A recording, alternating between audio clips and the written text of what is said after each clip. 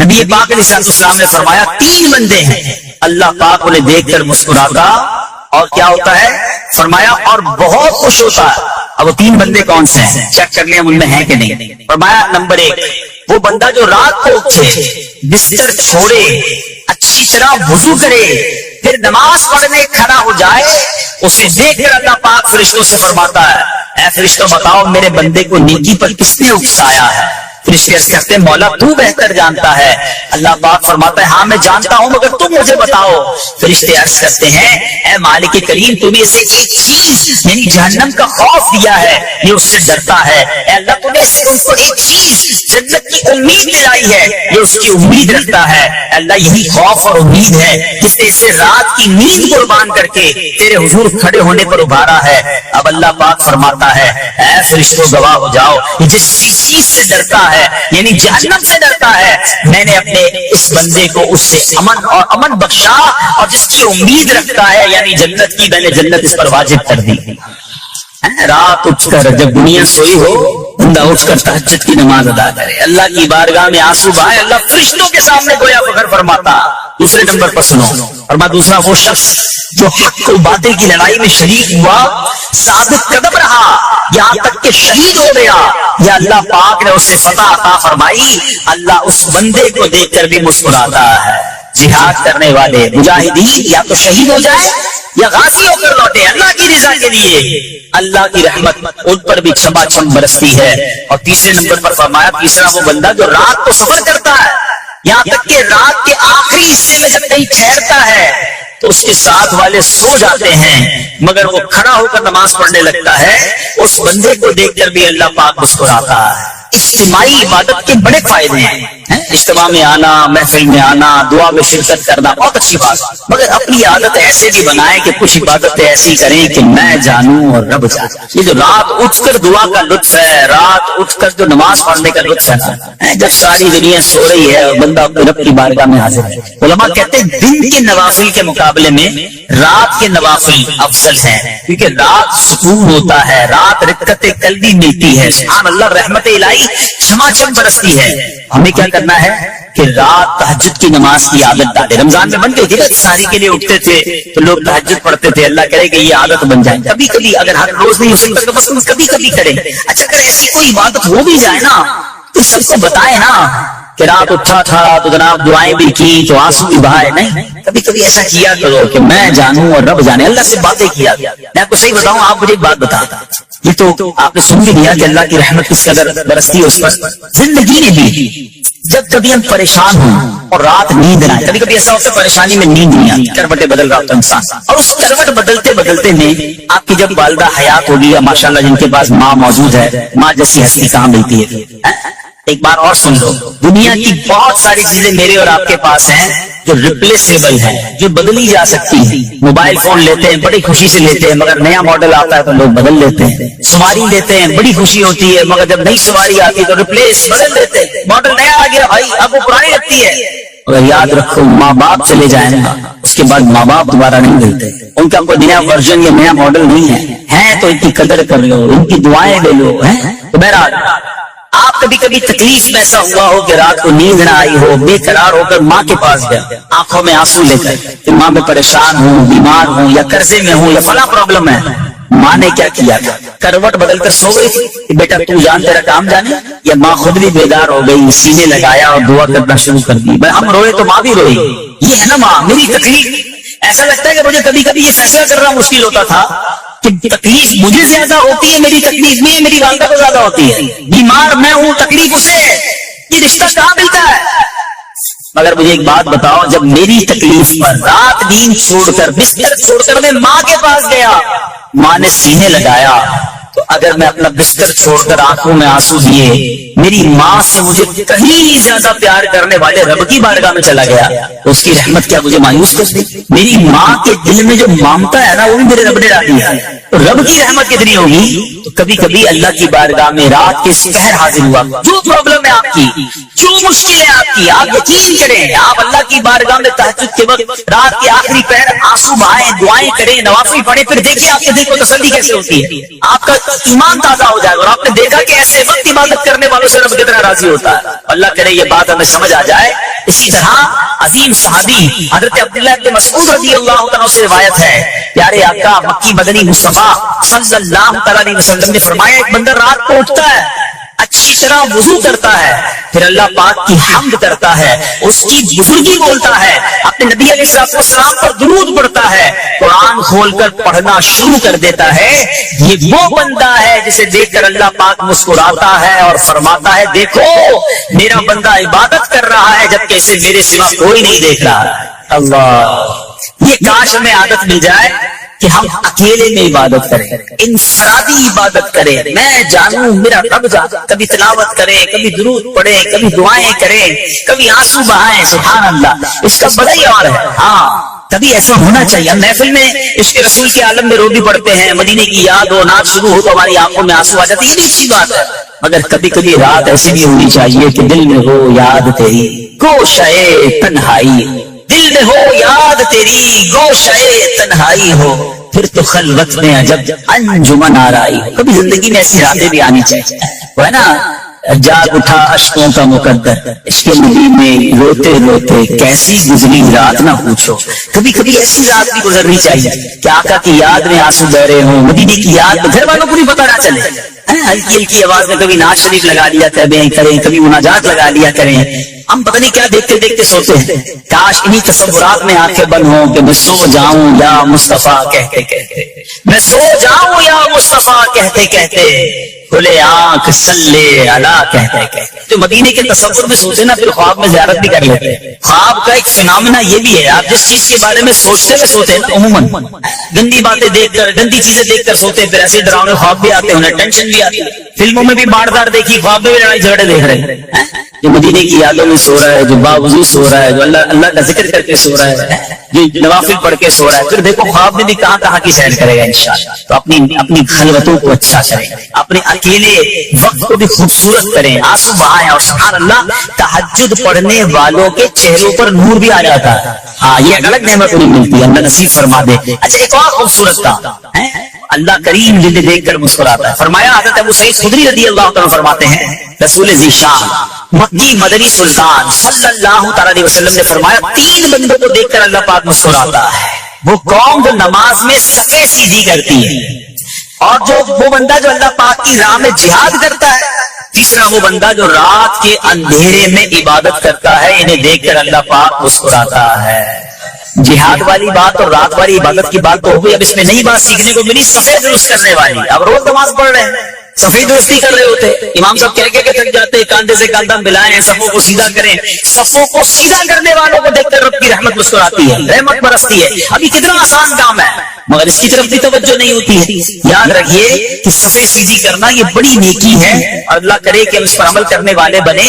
اور صفیں درست کرنا ترک واجب ناجائز اور گناہ ہے، سیدھی صفیں نہیں کرتے، نہیں ناجائز کرتے ہیں، گناہ کرتے ہیں۔ صف درست نہ کرنے سے نماز ناقص رہ جاتی ہے، اور یہ بعض اوقات لوگ کہتے ہیں یار ہمیں نماز میں وسوسے بہت آتے ہیں، روایتوں میں آتا ہے صف درست نہ کرنا نماز میں وسوسے آنے کا سبب ہے۔ صفیں ٹھیک نہیں ہوگی نا، عجیب عجیب سی باتیں دماغ میں آنی، کیوں؟ حدیث پاک میں آتا ہے شیطان تمہارے درمیان بھیڑ کے بچے کی طرح گھس جاتا ہے، شیطان صفوں میں گھس جاتا ہے۔ صف سیدھی نہ کرنے میں چہرہ بگڑنے کا اندیشہ ہے۔ اب ذرا غور کر لیجیے یہ کتنا ضروری ہے۔ قرآن کریم میں ایک سورت ہے سورہ صافات، اس مبارک سورت کی پہلی آیت میں اللہ پاک نے فرمایا والصافات صفا، ان کی قسم جو باقاعدہ صفیں باندھے ہوئے ہیں۔ حضرت عبداللہ ابن مسعود فرماتے ہیں یہاں صفیں باندھنے والوں سے مراد فرشتے ہیں۔ حضرت جابر بن سمرہ رضی اللہ عنہ فرماتے ہیں ایک دن پیارے آقا مکی مدنی مصطفیٰ صلی اللہ علیہ وسلم تشریف لائے اور فرمایا تم ایسے صف کیوں نہیں بناتے جیسے فرشتے صفیں بناتے ہیں؟ ہم نے عرض کی یا رسول اللہ صلی اللہ علیہ وسلم فرشتے کیسے صف بناتے ہیں؟ فرمایا پہلے اگلی صف مکمل کرتے ہیں اور خوب مل کر کھڑے ہوتے ہیں۔ سبحان اللہ، مبارک ہو مسلمانوں کو، صفیں سیدھی کرتے ہیں، اچھی طرح کاندھے سے کاندھا ملاتے ہیں، گویا یہ فرشتوں کا کام کر رہے ہیں، فرشتوں والا کام کر رہے ہیں۔ تفسیر طبری میں ہے فاروق اعظم رضی اللہ عنہ کا یہ معمول تھا، جب نماز پڑھانے لگتے تو نمازیوں کو فرماتے صفیں سیدھی کر لو، اے فلاں ذرا آگے ہو جاؤ، اے فلاں ذرا پیچھے ہو جاؤ، پھر فرماتے بے شک اللہ پاک تمہیں فرشتوں کی طرح دیکھنا پسند فرماتا ہے۔ تو صفحے سیدھی رکھنا یہ فرشتوں کا انداز ہے، اور اللہ کی رحمت خوب برستی ہے، گویا رب مسکراتا ہے انہیں دیکھ کر۔ ایک عورت حضرت سیدنا حسن بصری رحمت اللہ تعالی کے پاس آئی اور کہا کہ اے شیخ، میری لڑکی فوت ہو گئی ہے، میں اسے خواب میں دیکھنا چاہتی ہوں۔ حضرت حسن بصری رحمت اللہ تعالی نے فرمایا کہ 4 رکعت نفل اس طرح ادا کرو کہ ہر رکعت میں سورہ فاتحہ ایک مرتبہ اور سورہ تکاثر الہاکم التکاثر، یہ پوری جو سورت ہے یہ ایک مرتبہ پڑھو، اور یہ نماز عشاء کی نماز کے بعد پڑھ کر پہلو کے بل پیارے آقا علیہ الصلوۃ والسلام پر درود پڑھتے ہوئے سو جاؤ یہاں تک کہ تمہیں نیند آ جائے۔ اس عورت نے اپنی مرحوم بیٹی کو خواب میں دیکھنے کے لیے یہی عمل کیا، یہی فارمولہ اپنایا، یہی وظیفہ اپنایا۔ اس عورت نے خواب میں کیا دیکھا؟ ماں اپنی بیٹی کو تکلیف میں نہیں دیکھ سکتی، اب اس عورت نے خواب میں دیکھا کہ اس کی بیٹی عذاب میں گرفتار ہے، گندک کا لباس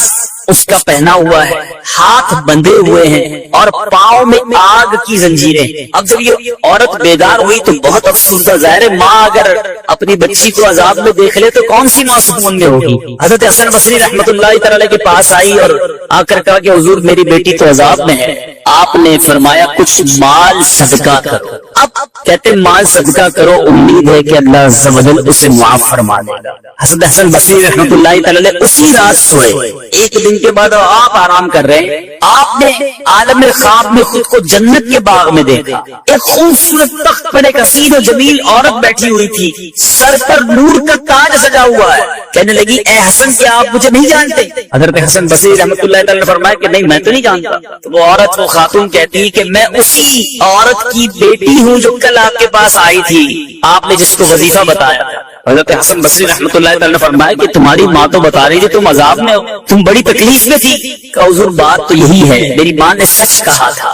آپ نے پوچھا پھر یہ مقام کیسے ملا؟ آج تو جنت کی نعمتیں تمہارے ساتھ۔ اس لڑکی نے کیا کہا؟ بڑی زبردست بات ہے، کہتی کہ ہم 70,000 افراد تھے جو عذاب میں مبتلا تھے، مگر ایک نیک آدمی ہمارے قبرستان سے گزرا، اس نے سرکار دو عالم صلی اللہ تعالی علیہ وسلم پر درود پڑھا اور اس کا ثواب ہمیں پہنچایا۔ اللہ عز و جل نے اس درود کو اس کی طرف سے قبول فرمایا اور ہم تمام کو اس درود شریف کی برکت سے اس عذاب سے نجات عطا فرمائی، اور مجھے یہ مرتبہ ملا جو آپ اپنی آنکھوں سے مشاہدہ کر رہے ہیں۔ 70,000 افراد قبرستان کے مردے جن پر عذاب ہو رہا تھا، مگر ایک نیک شخص گزر کر درود پاک پڑھ کر ساری قبر والوں کو ایصال ثواب کرتا ہے تو 70,000 لوگوں سے عذاب گویا دور کر دیا جاتا۔ اے بچے بچے اسلامی بھائیوں، کتنے سارے بدنی پھول اس واقعے سے ملتے ہیں۔ قبرستان جانا چاہیے، وہاں جا کر فضول باتیں نہیں۔ آج کل تو قبرستان میں بھی برے کام ہو رہے ہیں، معاذ اللہ۔ منشیات فروشوں نے، بہت سارے غلط کام کرنے والوں نے قبرستان کا رخ کیا۔ ارے یہ تو عبرت کی جگہ ہے، جہاں کسی کی قبر میں عذاب ہو رہا ہے، کسی کی قبر جنت کا باغ ہے، وہاں جا کر تو آنسو بہانے۔ جی ہاں، حضرت عثمان غنی رضی اللہ تعالیٰ ذوالنورین، ذرا مرتبہ سوچئے گا، ذوالنورین ہیں، خلیفۃ المسلمین ہیں، امیر المومنین ہیں، مگر آپ جب قبرستان جاتے، کبھی کسی قبر کے پاس جاتے، زاروں کتار روتے، اتنا روتے کہ آپ کی داڑھی آنسو سے تر ہو جاتا۔ کسی نے کہا حضرت نہ آپ حشر کی بات پر اتنا روتے ہیں، نہ جہنم کے تذکرے پر اتنا روتے ہیں، آپ قبرستان میں آتے ہیں یا قبر کی بات ہوتی ہے بڑا روتے ہیں۔ فرمایا بات یہ ہے کہ یہ قبر ہی پہلی منزل ہے، جو اس قبر میں پاس ہو گیا، اس امتحان سے پاس ہو گیا، وہ آگے بھی کامیاب ہو جائے گا۔ جو قبر میں پھنس گیا اس کی اگلی منزل بھی بڑی خطرناک ہونی ہے۔ آج کچھ لوگ یہ بھی کہتے ہیں ہم تو شراب نہیں پیتے، یہ شراب کی دکان چلانے والے کچھ ملکوں میں کہتے ہیں ہم تو کافر کو شراب بیچتے ہیں، یہ جناب کافر کے لیے بھی شراب رکھی ہے۔ حضرت علامہ مولانا مفتی محمد امجد علی اعظمی علیہ رحمت اللہ کبھی فرماتے ہیں کہ کافر یا بچے کو شراب پلانا بھی حرام ہے، اگرچہ بطور علاج پلائے، اور گناہ اسی پلانے والے کے ذمے۔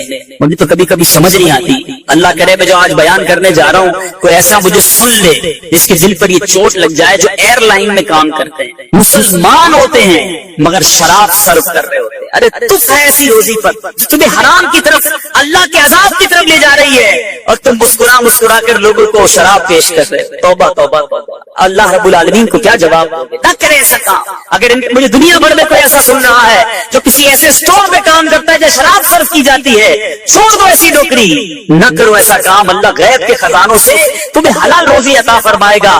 مجھے یاد آ گیا، ایک بار ہم اٹلی میں تھے، مدنی قافلے میں، اسی طرح کا کچھ بیان تھا. ایک شخص، ایک مسلمان میرے پاس آیا اور آ کر کہتا ہے کہ میرا جی تو بڑا چاہتا ہے کہ میں حلال کماؤں، لیکن ہمارے اسٹور پہ شراب بیچی جاتی ہے. اگر میں شراب نہیں بیچوں گا تو ہمارے اسٹور پہ گاہک کم آئیں گے، گاہک کم آئیں گے تو میری روزی کا کیا ہوگا، بچوں کا کیا ہوگا، کاروبار کیسے چلے گا؟ میں نے اس سے ایک سوال کیا اور میں تمام شراب بیچنے والوں، تمام غلط کام کرنے والوں سے وہی سوال آج کرنے لگا ہوں. میں نے پوچھا یہ بتاؤ کہ اگر روزی دینے والا کون ہے؟ پہلے یہ بتاؤ. اس نے کہا اللہ. میں نے کہا تم حرام کام کر رہے ہو، تمہیں روزی مل رہی ہے، کیا حلال کرو گے اللہ روزی بند کر دے گا؟ اللہ کی فرما برداری کرو گے کیا وہ رزق کے دروازے بند کر دے گا؟ آج تم اس کی نافرمانی کر رہے ہو، وہ تمہیں دے رہا ہے. تھوڑی دیر اس کی آنکھوں میں آنسو آ گئے. کہتا ہے آج کا دن ہے، اس کے بعد میرے اسٹور پہ آئندہ کبھی شراب نہیں بیچو. کچھ دنوں بعد پھر ملاقات ہوئی. کہتا ہے جب سے شراب بیچنا بند کی ہے اللہ نے سکون بھی دے دیا ہے، روزی میں برکت بھی دے دی.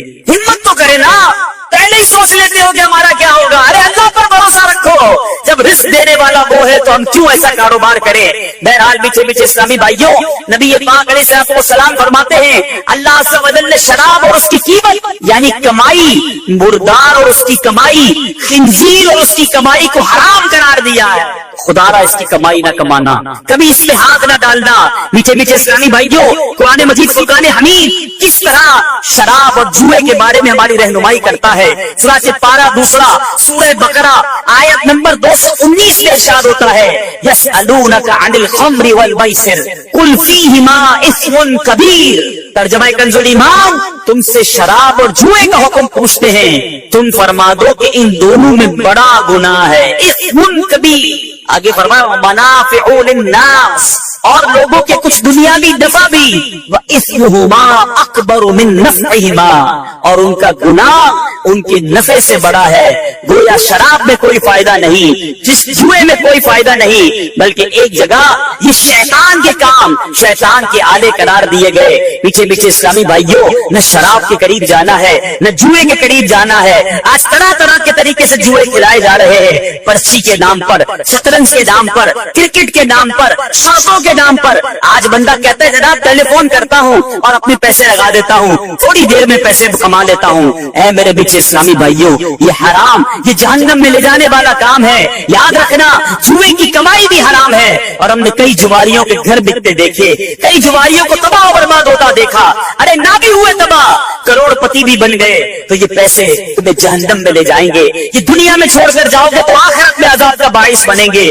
ہمیں یہ حرام کی روزی نہیں چاہیے. خدا را توبہ کر لیجئے، جوئے کے قریب بھی نہ جائیے. ہمیں حلال اور فقط حلال روزی کمانی ہے. نبی پاک علیہ الصلوۃ والسلام شب معراج، میرے آقا جب آسمانوں کی طرف تشریف لے گئے تو پیارے آقا علیہ الصلوۃ والسلام کی خدمت میں 2 پیالے پیش کیے گئے، ایک دودھ کا دوسرا شراب کا. چوائس دی گئی، نبی پاک علیہ الصلوۃ والسلام ان میں سے کوئی ایک پسند فرما لے.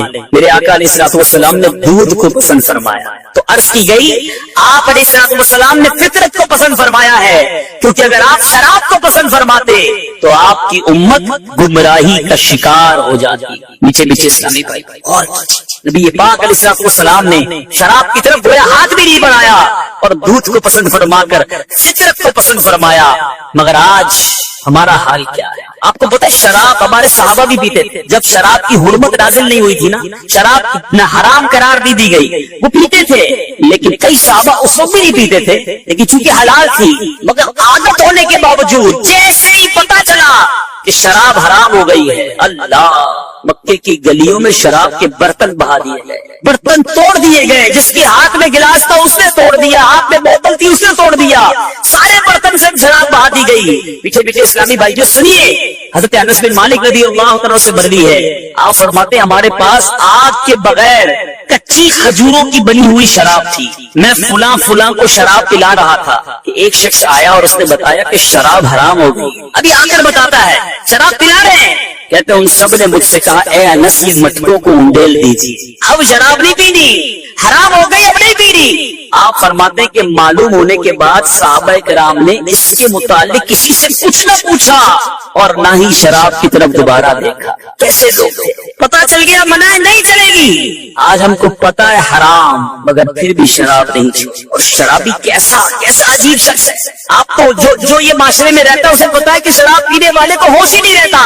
حضرت عبداللہ بن عمرو بن عاص رضی اللہ عنہ فرماتے ہیں میں نے اللہ عز و جل کے پیارے حبیب صلی اللہ تعالی علیہ وسلم سے شراب کے متعلق پوچھا، پیارے آقا نے فرمایا یہ سب سے بڑا گناہ اور تمام برائیوں کی جڑ ہے۔ شراب پینے والا نماز چھوڑ دیتا ہے اور بعض اوقات اپنی ماں، خالہ اور پھوپھی سے بھی بدکاری کا مرتکب ہو جاتا ہے، اس سے پتہ ہی نہیں چلتا نا کہ ماں ہے، بہن ہے کہ کون ہے۔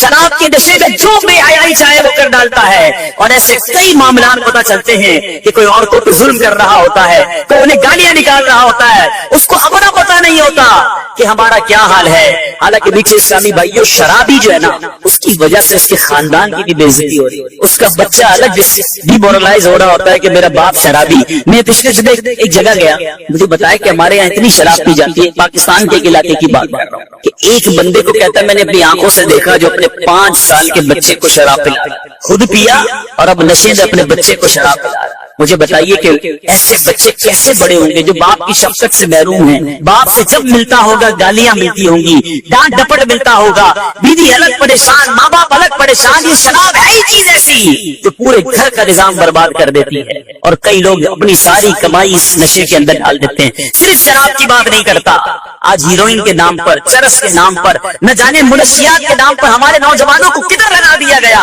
صحت الگ برباد ہو گئی اور جہنم میں جانے والا کام الگ ہو رہا ہے۔ خدا را آج آئے ہو اس اجتماع میں آپ کے آگے ہاتھ جوڑتا ہوں، شب برات سب کی بخشش ہوگی، شرابی نہیں بخشا جائے، اللہ کے واسطے چھوڑ دو۔ میں آپ کو بتاتا ہوں میرے رب کی جنت کیسی ہے۔ شراب پینی ہے نا تھوڑا صبر کر لو، اللہ نے جنتیوں کے لیے جنتی شراب تیار کر رکھی، ہم پیئیں گے شراب انشاءاللہ، مگر وہ شراب پیئیں گے جس کو شراب طہور کہا گیا، جس کو پاکیزہ شراب قرار دیا گیا۔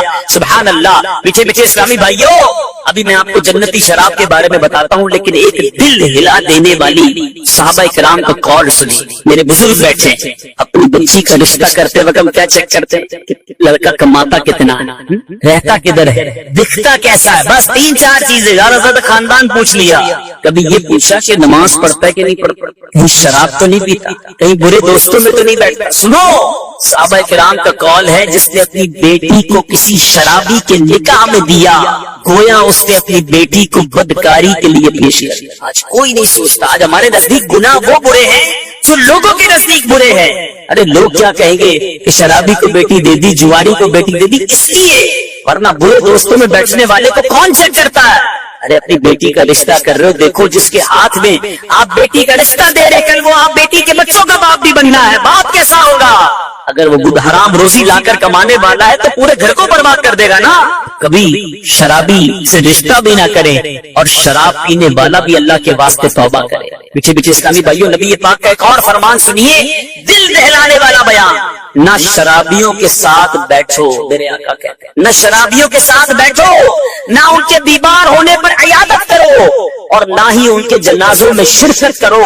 شراب پینے والا بروز قیامت اس حال میں آئے گا کہ اس کا چہرہ سیاہ ہوگا، اس کی زبان سینے پر لٹک رہی ہوگی، تھوک بہ رہا ہوگا اور ہر دیکھنے والا اس سے نفرت کرے۔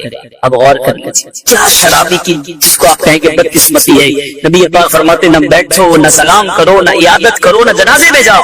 کیا ہم ایسے بنیں گے؟ نہیں، انشاءاللہ ہم رب کی رضا کر کے کام کرنے والے بنیں گے، کبھی بھی زندگی میں شراب کے قریب بھی نہیں جائیں گے۔ زور سے نیت کریں انشاءاللہ کبھی بھی قریب نہیں جائیں گے۔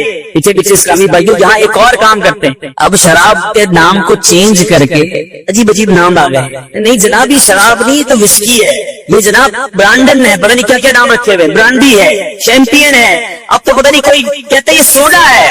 یاد رکھیے کہ کوئی بھی گدھے کو گھوڑا بنانے کی کوشش کرے، گدھا گدھا ہی ہوتا ہے۔ شراب کا نام تبدیل کرنے سے شراب تبدیل نہیں ہونی۔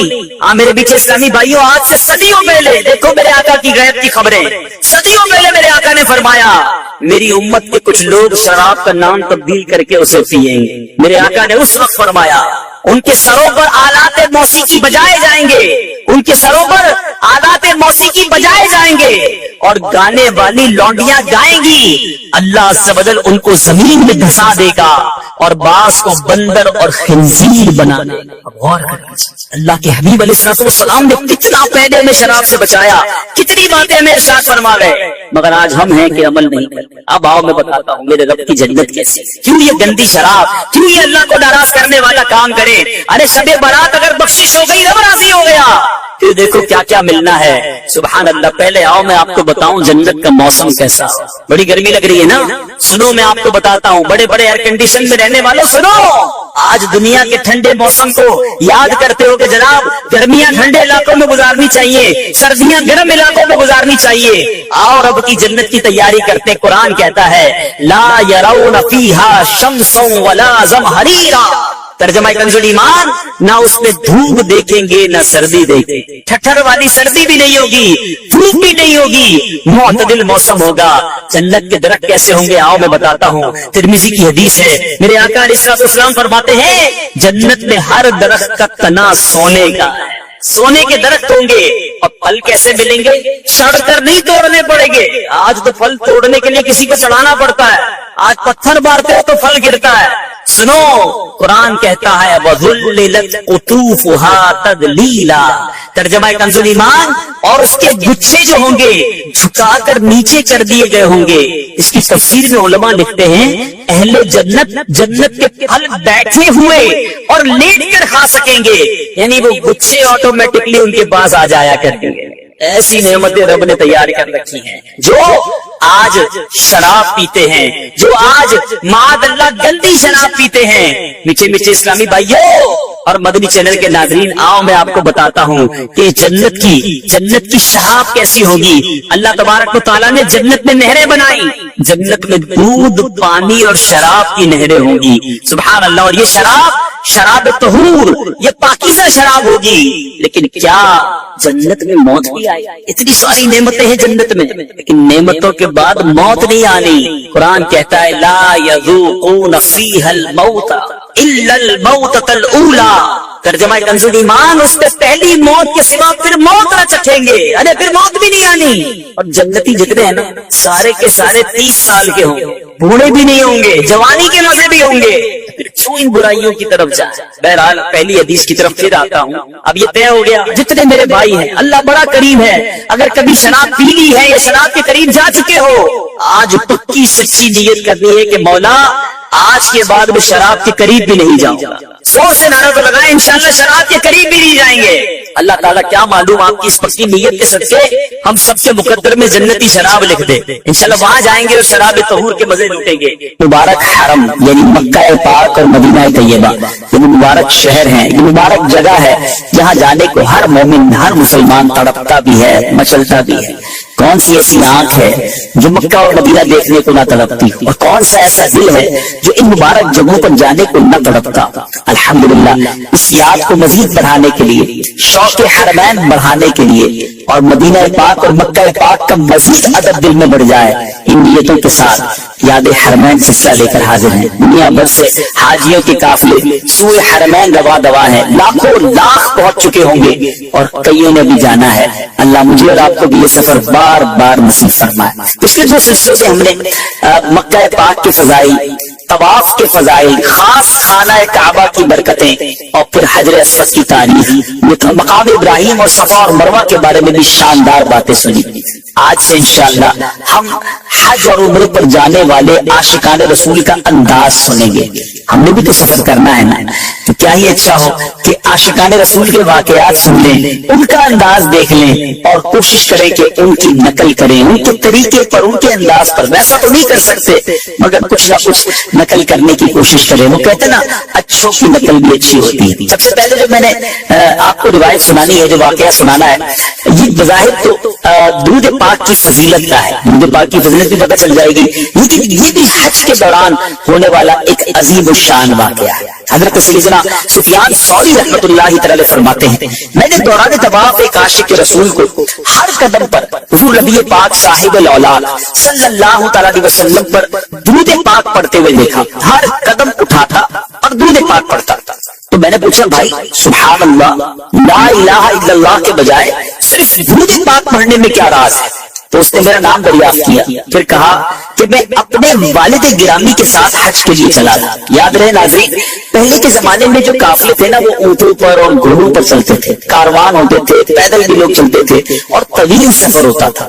تو وہ کہتے ہیں کہ سفر کے دوران جو ہے وہ میرے والد صاحب کی طبیعت خراب ہوئی اور ایک اور آفت یہ آئی کہ والد گرامی کا انتقال ہو گیا۔ جب والد صاحب کا انتقال ہو گیا تو چہرہ بھی سیاہ پڑ گیا، قافلے والے آگے چلے گئے اور میں تنہا اور والد صاحب کی میت میرے ساتھ تھی۔ میں بڑا غمزدہ ہوا، بہت رویا اور میری آنکھ لگ گئی۔ جب آنکھ لگ گئی تو میں کیا دیکھتا ہوں کہ ایک بڑے نورانی چہرے والے بزرگ تشریف لائے، میرے والد صاحب کے چہرے پر ہاتھ پھیرا، ان کا جو پیٹ پھول گیا تھا اس پر بھی ہاتھ پھیرا، پیٹ بھی اپنی اصلی حالت میں آ گیا، چہرہ جو سیاہ پڑ گیا تھا 14ویں رات کے چاند کی طرح چمکنے لگا۔ وہ بزرگ جانے لگے تو میں نے انہیں روک لیا اور کہا کہ حضور اس ویرانے میں، اس بے سر و سامانی کے عالم میں آپ نے جو میری دستگیری فرمائی ہے میں تعارف تو کروائیے۔ کہ تم مجھے نہیں جانتے، میں جناب محمد عربی صلی اللہ علیہ وسلم ہوں، تمہارا والد بڑا گناہگار تھا مگر یہ مجھ پر درود پاک کثرت سے پڑھتا تھا۔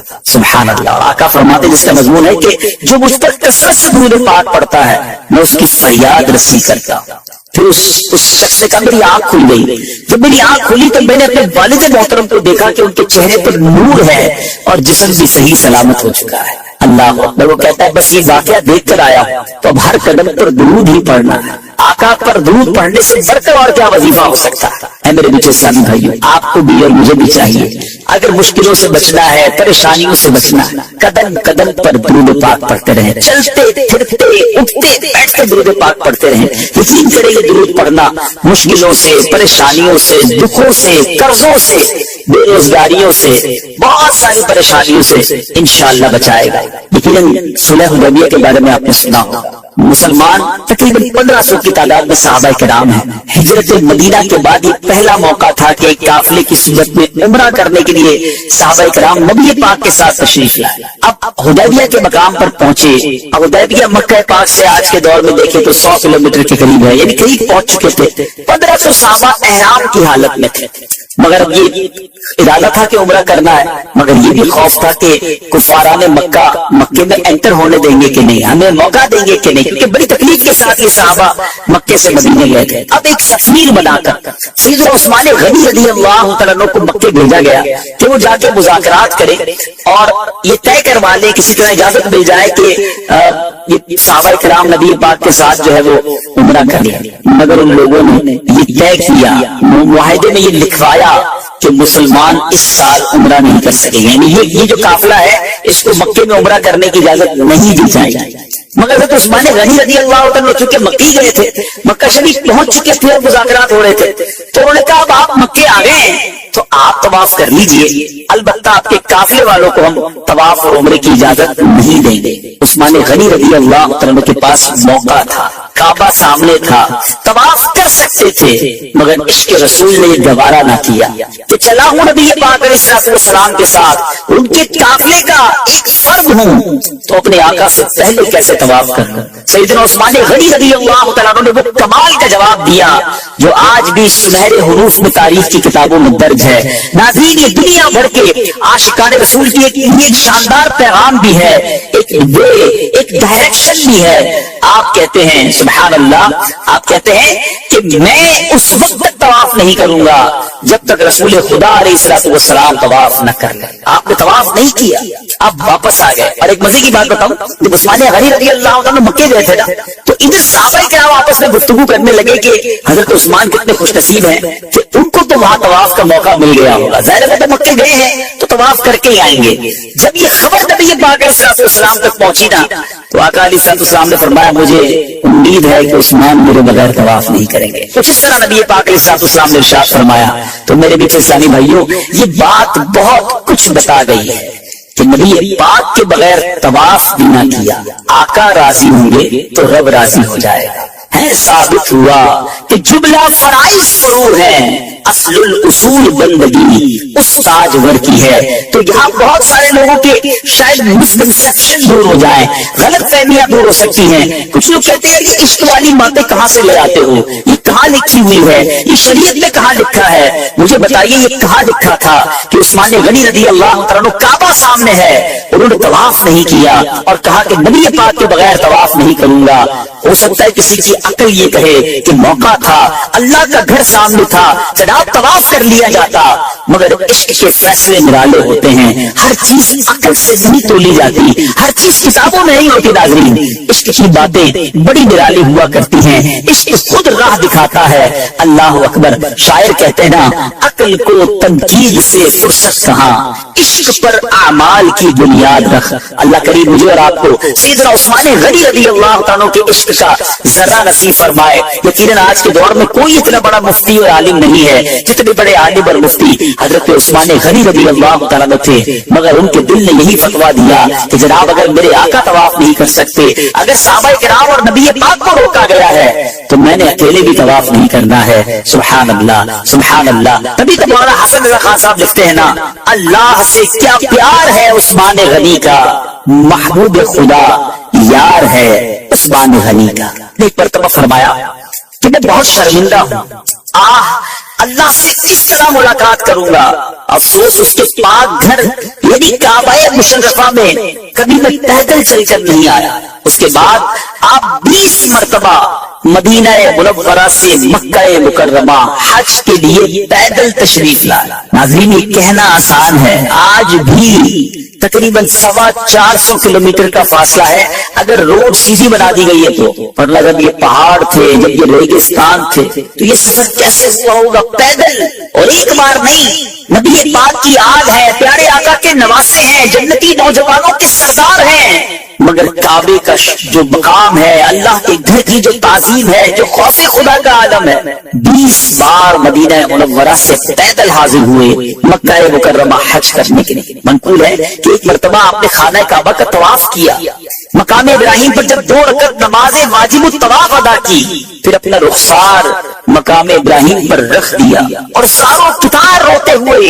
इस तरह आपने मुनाजात की कि ऐ मेरे रब्बे कदीर, तेरा हकीर बंदा तेरे दरवाजे पर हाजिर है, तेरा भिखारी तेरे दरवाजे पर हाजिर है, तेरा मिस्कीन बंदा तेरे दरवाजे पर हाजिर है। इन्हीं अल्फाज को बार बार दोहराते रहे और रोते रहे।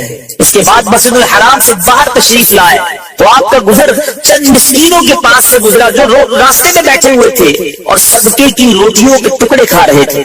उन मिस्कीनों को आपने सलाम किया। सलाम के बाद उन मिस्कीनों ने आपको दावत दी कि हुजूर हमारे साथ बैठिए, नवासे रसूल हैं, जन्नती नौजवानों के सरदार हैं, ये वो हैं जिनको प्यारे आका ने कांधे पर बिठाया। ये मिस्कीनों के साथ दस्तरखान पर बैठ गए, रोड के फुटपाथ पर गोया वो बैठे खाना खा रहे हैं। आपने उनकी हौसला अफजाई की, आजिज़ी का मंजर देखिएगा, उनके साथ बैठ गए। फरमाया अगर ये रोटियों के टुकड़े सदके के ना होते तो मैं आपके साथ जरूर खाना खाता। आले रसूल थे ना, आले रसूल को सदका खाना जायज नहीं था। इसके बाद आप इन मिस्कीनों को अपनी क़यामगाह पर ले आए, ऐसे नहीं छोड़कर चले गए और सबको उम्दा खाना खिलाया और रुखसत होते वक्त सबको दिरहम भी इनायत फरमाया। क्या बात है, नबी पाक की तरबियत का क्या शाहकार थे ये लोग। जरा और कीजिए, यहाँ 2 बातें बड़ी खूबसूरत सीखने को मिल रही है इस वाक़े से। एक तो काबे की अजमत, अल्लाह के घर में हाजिरी का अंदाज, वहाँ खौफे खुदा का आलम क्या होना चाहिए, वहाँ अल्लाह की बारगाह में फरियाद कैसे करनी चाहिए। अरे ये लोग तो बख्शे बख्शाए हैं, जन्नती नहीं फकत, इनके सदके हमने जन्नत में जाना है। मगर अल्लाह की बारगाह में आंसू बहा रहे हैं, दुआएं कर रहे हैं, पैदल हज को जा रहे हैं। और आज हम में से जो लोग हज को जाते हैं, उम्रे को जाते हैं, हंसते हुए, कह मारते हुए, गफलत का आलम है, सेल्फी हो रही है, मोबाइल चल रहे हैं, माशाअल्लाह उधर भी गुनाह हो रहे हैं, काबे को देखकर भी आंसू नहीं है, वहां भी गफलत है। एक आध बार में दुआ कर ली, उसके बाद तो शॉपिंग और घूमना फिरना नहीं। मेरे हाज ये सफर इसलिए नहीं है कि हम फजूल बातों में गुजारे, हम गफलत में गुजारे। मक्का पाक में एक हैबत होनी चाहिए दिल पर कि मैं अल्लाह की बारगाह में हाजिर आया हूँ, अल्लाह के घर पर आया हूँ। और जब बादशाह की बारगाह में एक गुलाम जाता है तो वो डरा हुआ रहता है कि कहीं बादशाह नाराज ना हो जाए। ये तो अहकमुल हाकिमीन है, तो ये रब्बुल आलमीन का घर है, ادھر تو دل پر ایک کیفیت ہونی چاہیے، آنسو ہونے چاہیے، التجائیں ہونی چاہیے. خدارا ان واقعات کو سن کر اپنے اندر اس رقت کو پیدا کیجیے. اور پھر سبحان اللہ سبحان اللہ، اتنا بڑا مرتبہ ہے. اور مسکینوں کے ساتھ بیٹھ جانا، ان کے ساتھ کھانا کھانا، ان کو گھر لے آنا. آج ہمارا کیا حال ہوتا ہے؟ کیا ہم غریبوں کے ساتھ ایسا برتاؤ رکھتے ہیں؟ کیا ہم غریب لوگوں کے ساتھ بیٹھنا پسند کرتے ہیں؟ سیکھنا ہے مجھے اور آپ کو اہل بیت اطہار سے. جبھی تو جناب سیدی اعلیٰ حضرت لکھتے ہیں نا، وہ حسن مجتبی سید الاسقیاء راکب دوش عزت لاکھوں سلام. ایک پرہیزگار شخص کا بیان ہے، میں مسلسل 3 سال سے حج کی دعا کر رہا تھا لیکن میری حسرت پوری نہ ہوئی. 4 سال حج کا موسم بہار تھا اور دل آرزو حرم میں بے قرار تھا. ایک رات جب میں سویا تو میری سوئی ہوئی قسمت انگڑائی لے کر جاگ اٹھی. الحمدللہ خواب میں نبی پاک علیہ السلام کی زیارت سے میں مشرف ہوا. میرے آقا نے ارشاد فرمایا تم اس سال حج کو چلے آنا. میری آنکھ کھلی تو خوشی سے دل جھوم رہا تھا کہ پیارے آقا علیہ السلام نے فرمایا کہ تم اس سال حج کے لیے چلے جانا. بار بار یہ آواز میرے کانوں میں رس گھول رہی تھی. اچانک یاد آیا کہ میرے پاس تو زیادہ سفر ہی نہیں ہے، میرے پاس تو مال نہیں ہے، سفر کے لیے کاغذات اور تمام چیزیں نہیں ہیں، میں کیسے جاؤں گا؟ دوسری رات پھر نبی پاک علیہ السلام خواب میں تشریف لائے لیکن میں اپنی غربت کا ذکر نہ کر سکا. پیارے آقا علیہ السلام نے پھر فرمایا اس سال حج کو چلے آنا.